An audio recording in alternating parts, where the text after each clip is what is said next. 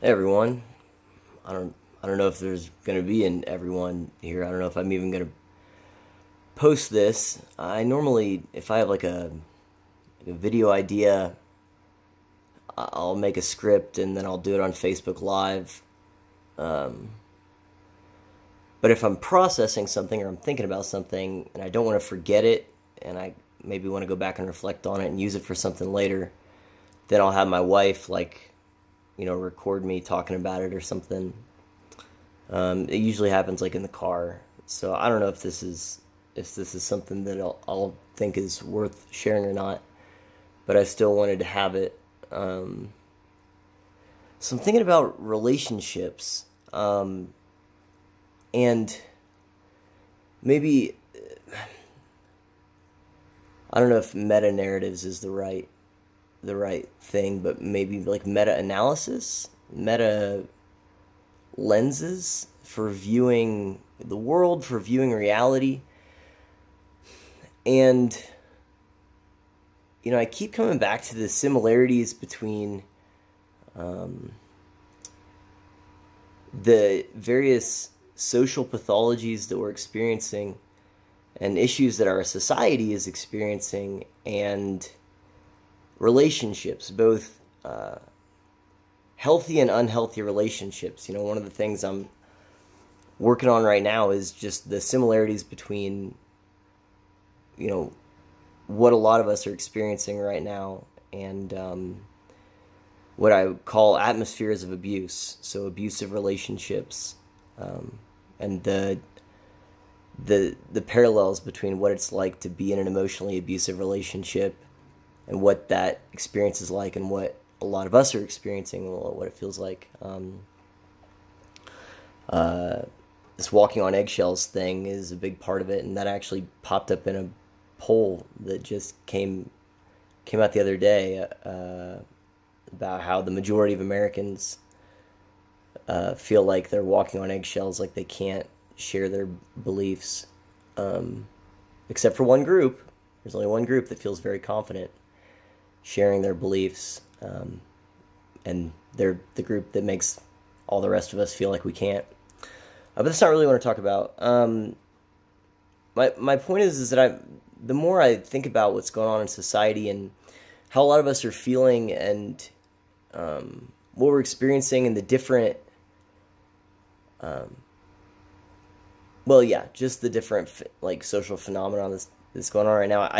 I think more and more I'm convinced that the best way to understand it is through the lens of relationships, and how, again, what makes a good relationship good, and what makes a toxic relationship toxic, and what makes an abusive relationship abusive.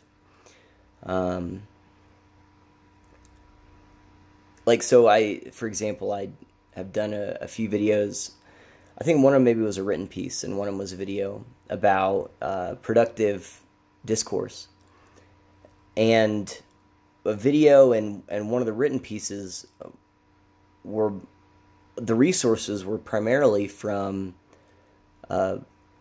relationship resources. So one of them was about the importance of being able to say no in a relationship, and how if you can't say no, or if you're not the type of person who can receive no, then that's not a healthy relationship. People need to be able to assert no, which is just another way of saying, I'm a distinct person from you with distinct opinions and beliefs and preferences, and I feel comfortable doing that, and you're okay with that reality. Like, it's okay that we don't all think the same thing. And I did a video whenever we were on vacation. There was, I think I called it Marriage Counseling for America, and it was about healthy communication and healthy conflict resolution in relationships. And I listed off, like, from different resources for, it was like marriage counseling and stuff like that. What they put as like the hallmarks of what makes healthy communication healthy, and what makes unhealthy communication unhealthy. And I said, look, are we seeing any of this, right? What happens in relationships where this is the way people handle conflict? What happens in relationships where this is the way people treat each other? well, those relationships fail. They end poorly. And you can look at those principles and extrapolate them out in society right now and see that so much of it has to do with our relationship skills or lack thereof and the way that we're handling our various relationships. And I thought I just realized I'm 5.5 minutes into a video that'll never upload from my phone because that's what it does. And I haven't gotten to the main thing that maybe want to at least record this thought, which is I think the left, not the left generally, the part of the left, what I call far-left orthodoxy or flow, that buys into this postmodern idea that everything's about power, right? That the most important thing you could know about anything is the power dynamics at play. That every interaction and every society, every relationship boils down to power. Who has the power and who doesn't? I think that the conclusion is wrong, but the lens, I think, is actually probably right. In other words, they're saying that the best way to understand the way society functions and to look at society as a whole is to look at the relationship dynamics of it. How are the various relationships handled? What are the defining factors of the various relationships? And now they apply a lens that I think is wrong, which is power. That's I think a completely silly way to try and understand anything, is just through about how it's all got to be about power. I think it's ludicrous. But to say that let's look at this as a relationship issue, I think is actually probably right. I just think that the lens they apply is wrong. And so, yeah, I think that if we want to get back to a place where we can try to start healing from all this, I'm really frustrated. I'm going to make a video, I think, tomorrow about unmet expectations and the role that plays in societal frustrations. Guess what's probably the number one killer of relationships? Unmet expectations. And our relationships aren't just like me and my wife or me and my parents or anything like that. Like, I have a relationship with my government.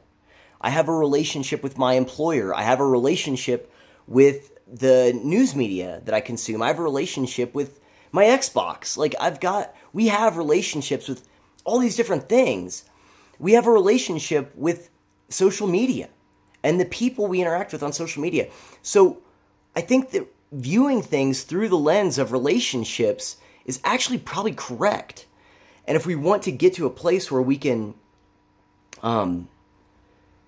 try to, not be here in this place where things are so caustic and so divisive, and I mean all the words that I use in all my videos about how divided and horrible it is, then I think that we need to start looking at